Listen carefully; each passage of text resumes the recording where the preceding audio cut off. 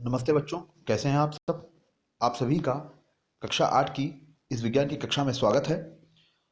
इस विज्ञान की कक्षा में हम लोग अपनी कक्षा 8 की पाठ 1 की जो पाठ्यपुस्तक है, कक्षा 8 की जो पाठ्यपुस्तक है उसके पाठ 1 के जो अभ्यास प्रश्न हैं उनको और आगे करेंगे। जैसा कि आपको मालूम है कि इस पाठ्यपुस्तक के पाठ 1 के जो पहला और दूसरा अभ्यास प्रश्न यानी बहुविकल्पी प्रश्न और रिक्त स्थान, ये हम लोग पहले ही वीडियो में कर चुके हैं। तो आज उसके आगे के प्रश्न अर्थात प्रश्न 3 से हम लोग शुरुआत करेंगे। देखिए, प्रश्न 3 जो इसका आपका दिया गया है वो दिया गया है कि निम्नलिखित के सही जोड़े बनाइए। तो देखिए, इसमें हम लोगों को जोड़े बनाने हैं। दो स्तंभ दिए गए हैं, एक स्तंभ का है, एक स्तंभ खा है। और इसमें स्तंभ का कि जो सही मतलब जो स्तंभ का में दिए गए हैं उनको स्तंभ खा से हमें मिलान करना है। तो देखिए कैसे करेंगे। देखिए देखिए सबसे पहला इसमें जो दिया गया है वो दिया गया है वीडियो कॉन्फ्रेंसिंग। वीडियो कॉन्फ्रेंसिंग क्या होता है कि ये एक ऐसा तरीका होता है जिसमें एक व्यक्ति किसी स्थान पर बैठकर किसी दूसरे स्थान पर बैठे हुए व्यक्ति से वीडियो के माध्यम से, जिस तरीके से हम लोग एक दूसरे से वीडियो कॉल करते हैं, ऐसे ही करके एक व्यक्ति दूसरे व्यक्ति से बात कर पाता है, तो उसे वीडियो कॉन्फ्रेंसिंग कहते हैं। तो ये क्या होगा वीडियो कॉन्फ्रेंसिंग? ये संचार का एक साधन होगा। यानी स्तंभ का के जो का वाला है वीडियो कॉन्फ्रेंसिंग, उसको स्तंभ खा के दा से मिलाएंगे हम लोग। तो मिला देते हैं इसे। उसके बाद देखिए दूसरा वाला खा दिया गया है। खा में क्या दिया गया है? आईसीटी। तो आईसीटी एक योजना थी जो शिक्षा के क्षेत्र में सुधार के लिए लाई गई थी, शिक्षा के स्तर में सुधार के लिए। तो इसको हम लोग इससे मिला देंगे शिक्षा के स्तर में सुधार से। यानी स्तंभ का के खा वाले को हम लोग स्तंभ खा के सा वाले से मिलाएंगे। मिला देते हैं। उसके बाद देखिए तीसरा है आईआरएस। आईआरएस का फुल फॉर्म होता है इंडियन रिमोट सेंसिंग सैटेलाइट। ठीक है, तो ये भारतीय सुदूर संवेदन उपग्रह है। मिलाते हैं इसे। अगला देखिए घा वाला जो दिया गया है रक्षा और प्रतिरक्षा। रक्षा और प्रतिरक्षा के क्षेत्र में जो काम करने वाली भारत की संस्था है वो रक्षा अनुसंधान और विकास संगठन है, जिसको हम लोग डीआरडीओ कहते हैं। ठीक है, तो वहां से इसे मिला देते हैं। और जो आखिरी वाला है वो है भूरी क्रांति। तो हमें मालूम है कि भूरी क्रांति क्या होती है। ये है उर्वरकों के क्षेत्र में सुधार करने से, यानी भारत को उर्वरकों के क्षेत्र में आत्मनिर्भर बनाने के लिए भूरी क्रांति चलाई गई थी। तो इसको हम लोग इससे मिला देते हैं। देखिए ये सब आपके जोड़े मिल गए हैं इसमें। तो इनको आप लोग अपनी कॉपी पर उतार लेंगे।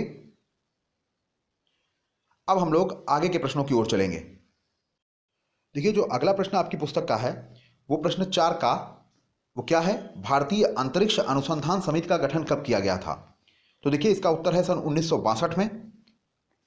उसके बाद देखिए प्रश्न 4 खा प्रक्षेपास्त्र विकास कार्यक्रम यानी मिसाइल डेवलपमेंट प्रोग्राम। जो ये मिसाइल्स होती हैं जिनसे एक देश जो है वो दूसरे देश पर हमला करता है, तो भारत में एक चलाया गया था प्रक्षेपास्त्र विकास कार्यक्रम। उसके अंतर्गत किसका प्रक्षेपण किया गया? तो देखिए इस प्रक्षेपास्त्र विकास कार्यक्रम के अंतर्गत पृथ्वी, अग्नि, त्रिशूल जैसे प्रक्षेपास्त्रों का विकास किया गया। उसके बाद देखिए प्रश्न 4 का इसमें प्रश्न में क्या है कि 20वीं सदी के सबसे सफल ऊर्जा के स्रोत क्या थे? तो देखिए इसमें साफ साफ दिया गया है उत्तर में कि पेट्रोल और डीजल ये 20वीं सदी के सबसे सफल ऊर्जा के स्रोत थे। हालांकि 20वीं सदी में कुछ नए ऊर्जा के स्रोतों की भी खोज की गई है, जिसमें सौर ऊर्जा और पवन ऊर्जा जैसे नवीकरणीय ऊर्जा स्रोत भी हैं।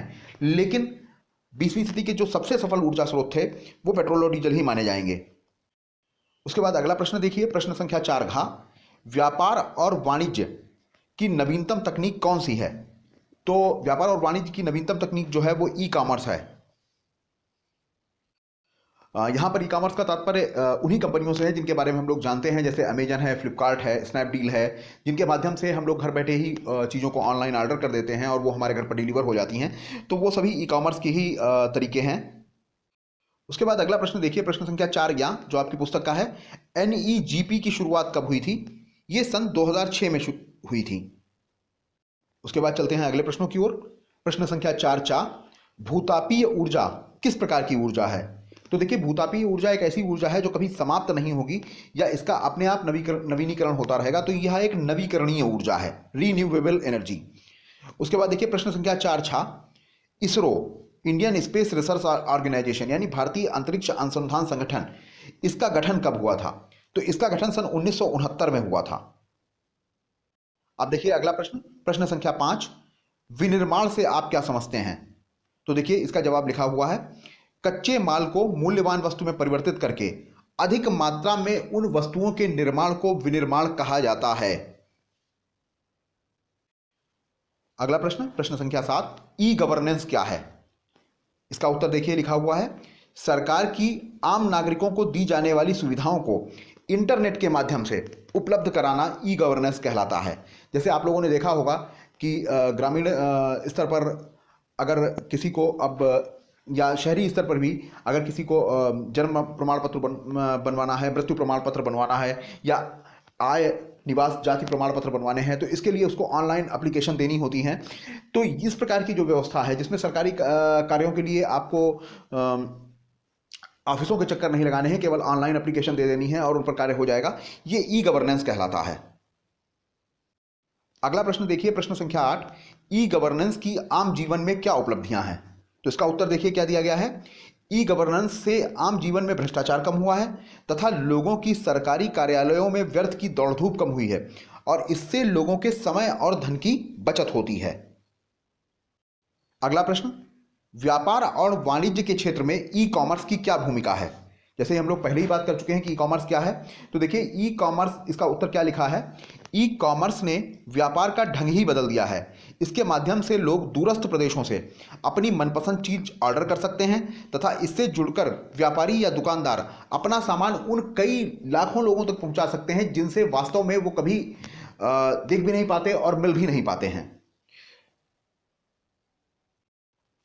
तो ठीक है बच्चों, देखिए विज्ञान कक्षा 8 का जो पहला पाठ है, विज्ञान और तकनीकी के मानव जीवन में अनुप्रयोग, उसके सारे अभ्यास प्रश्न इस प्रकार से हमने कर लिए हैं। इन अभ्यास प्रश्नों को आप अपनी कॉपी पर नोट करेंगे और चूंकि एक वीडियो है तो इसमें ऐसा है कि जब कोई अभ्यास प्रश्न आएगा और उसका उत्तर आपकी स्क्रीन पर आएगा, तब आप उस समय स्क्रीन को पास कर सकते हैं और उसको प्रश्नों के उत्तरों को आप नोट कर सकते हैं। इसमें एक और समस्या आती है कि कभी कभी नेटवर्क गड़बड़ होता है तो जो स्क्रीन है वो ब्लर हो जाती है, मतलब हमें साफ दिखाई नहीं देता। तो ऐसी स्थिति से बचने के लिए आप एक और उपाय अपना सकते हैं और वो ये है कि आप इसे डाउनलोड कर लें वीडियो को यूट्यूब में और उसके बाद में आप इसे देखिए तो आपको वो साफ दिखाई देगा। तो चलिए अब मिलते हैं अगली कक्षा में, तब तक के लिए नमस्ते।